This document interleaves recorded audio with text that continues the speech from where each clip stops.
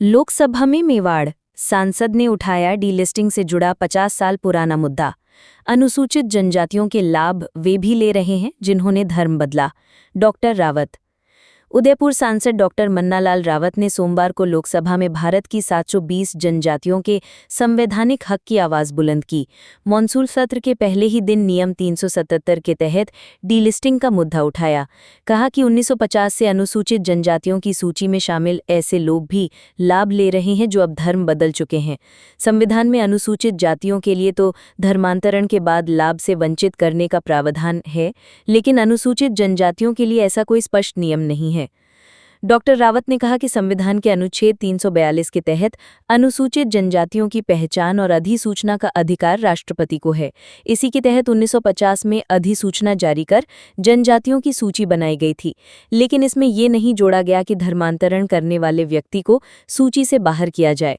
इससे मूल जनजातीय समाज को मिलने वाली छात्रवृत्ति, नौकरी में आरक्षण और विकास की राशि जैसे संवैधानिक लाभ छिन रहे हैं।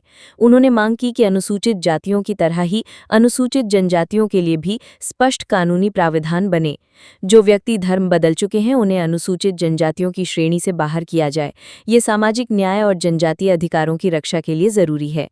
डॉक्टर रावत ने याद दिलाया कि 1970 के दशक में कांग्रेस के वरिष्ठ आदिवासी नेता डॉक्टर कार्तिक उरांव के नेतृत्व में 348 सांसदों ने डीलिस्टिंग बिल का समर्थन किया था। उन्होंने प्रधानमंत्री इंदिरा गांधी को पत्र भी लिखा था, लेकिन बहुमत के बावजूद ये बिल नहीं लाया गया। कुछ धर्मांतरित ईसाइयों के दबाव, जनजातियों के अधिकारों की अनदेखी की गई। 22 राज्यों में आंदोलन, वागड़ में बीएपी का विरोध। डीलिस्टिंग से जुड़े मुद्दे को सांसद डॉक्टर रावत ने संसद में उठाया।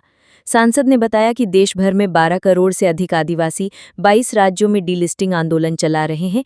यह आंदोलन डॉक्टर भीमराव अंबेडकर के विचारों पर आधारित है, लेकिन डूंगरपुर बांसवाड़ा में सक्रिय बीएपी पार्टी इसका विरोध कर रही है। ये पार्टी केवल धर्मांतरित लोगों के साथ खड़ी है, मूल संस्कृति वाले आदिवासियों के साथ नहीं। इधर जनजाति सुरक्षा मंच के राष्ट्रीय संगठन मंत्री सूर्य नारायण सूरी ने कहा कि सांसद रावत ने संसद में डीलिस्टिंग का मुद्दा उठाकर सराहनीय कार्य किया है। कांग्रेस को अपनी पुरानी गलती सुधारनी चाहिए और इस मुद्दे का समर्थन करना चाहिए।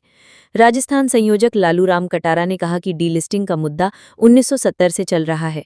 मंच ने इस पर कई रैलियां और आंदोलन किए हैं।